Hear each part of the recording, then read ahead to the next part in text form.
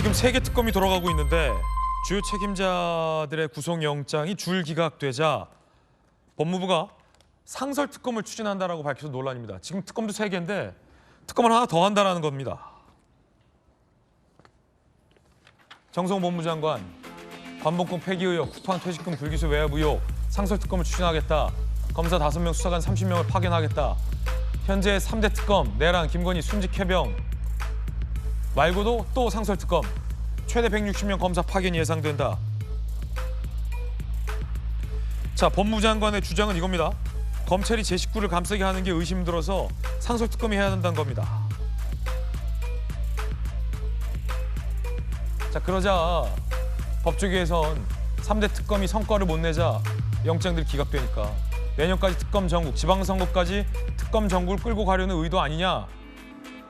왜냐하면 순직 해병 특검 구속영장 청구 7명 중 6명이 구속 기각됐습니다. 해병대 특검이 글쎄요, 수사 성과가 많지 없다라는 지적도 나오고 있습니다. 7명 중 6명이 기각됐다. 자, 검찰 내부에서 반발을 나옵니다. 검사 못 믿는다면서 검사는 왜 파견하냐. 정성호 장관이 대상자가 검사이기 때문에 검찰을 못 믿는다. 그래서 상설특검 하자라고 했는데 그 특검에 대거 검사, 검찰 수사관을 파견하는 건 모순이란 겁니다. 장진영 서울북부지검 형사 3부장, 백혜룡처럼 상설특검에도 문지석 부장검사 파견 가냐라며 법무부 장관의 조치에 비판을 하고 있습니다. 자, 그러자 이를 지켜보던 이준석 개혁신당 대표는 이렇게 비판했습니다.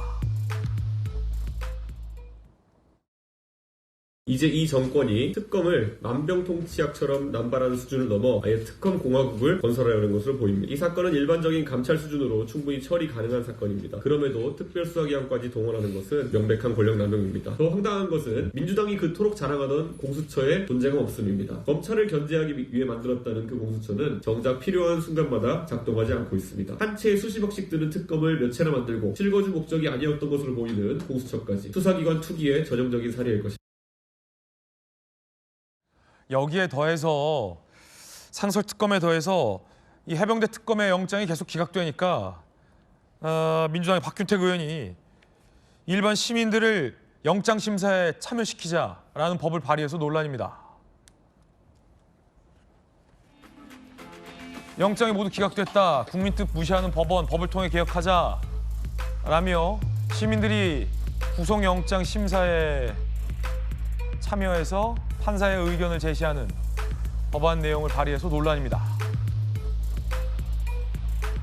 자, 김유정 장관님, 이게 묘하게 자, 특검이 청구했던 영장이 번번이 기각되니까 법무부 장관이 또 특검을 들고 나왔고 영장이 계속 기각되니까 아예 국민이 참여하는 영장법, 그래서 구속영장 발부 여부에 참여한 시민들이 결정하는 것으로 상당히 좀 논쟁적인 법안입니다.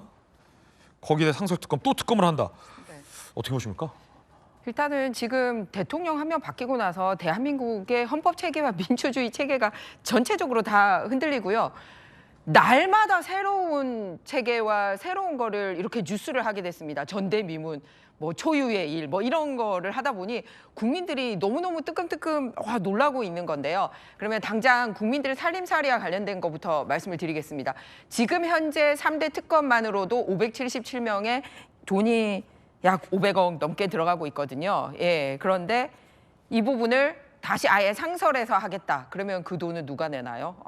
이런 식으로 해서 계속 돈 써제끼고 있고요. 그런데 그 돈을 어떻게 쓰고 있는지 이 특수활동비 사용 내역, 다른 모든 부처는 예산 결산 감사받고 있는데 이 특검의 특수활동비 사용 내역에 대해서는 국회에 보고조차 안 하고 있습니다. 이런 돈과 예산이 어디에 쓰여지고 있는지가 문제인 거죠. 그러면은 손해보는 사람은 없냐?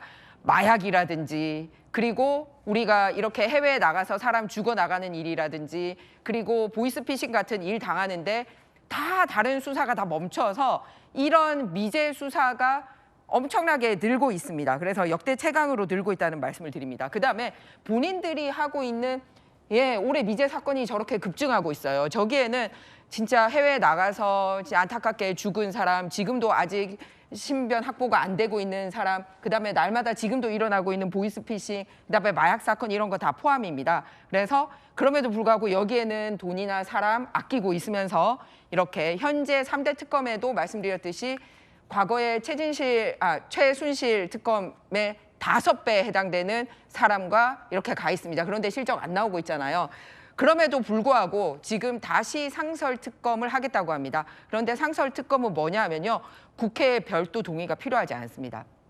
그냥 법무부에서 자기들이 특검 인사위원회에 열어가지고 그중에 추천하면 대통령이 임명하면 되기 때문에 그냥 편하게 가는 겁니다. 그리고 60일 동안 하고요. 다시 플러스 30일 하니까 12월 안에는 현재 3대 특검이 별 실적 없이 끝날 게 뻔하잖아요. 그러면은 내년 1월, 2월, 3월은 다시 상설 특검 이름으로 이 특검 전국을 끌고 가겠다라는 겁니다. 이거에 기대서 어떻게 해서든지 이 전국의 주도권을 가지고 가려고 하는 거지 실제 규명하고자 하는 무슨 진실이 뚜렷하거나 국민들이 뭐 경악해하는 사건이 있거나 하지 않고 특검이라는 그 자체를 끌고 가려고 한다라는 말씀을 드립니다. 그리고 마찬가지로 이렇게 되면은 자 현재 앞서 우리가 검찰총장 직무대행이 경찰의 이 하위 공무원한테도 쩔쩔매는 거 보지 않았습니까? 이게 왜 그렇습니까? 수사와 기소권 분리하겠다라고 얘기를 해서 기존의 헌법에 나와 있는 검찰에 대해서는 저렇게 힘을 빼면서 특검에는 무소불위의 권력을 주고 있기 때문에 전체적인 대한민국의 이 민주주의의 틀이나 검찰의 개혁을 주장하고 있는 것과도 상당히 배치되는 행동을 하고 있다라는 말씀을 드립니다. 네.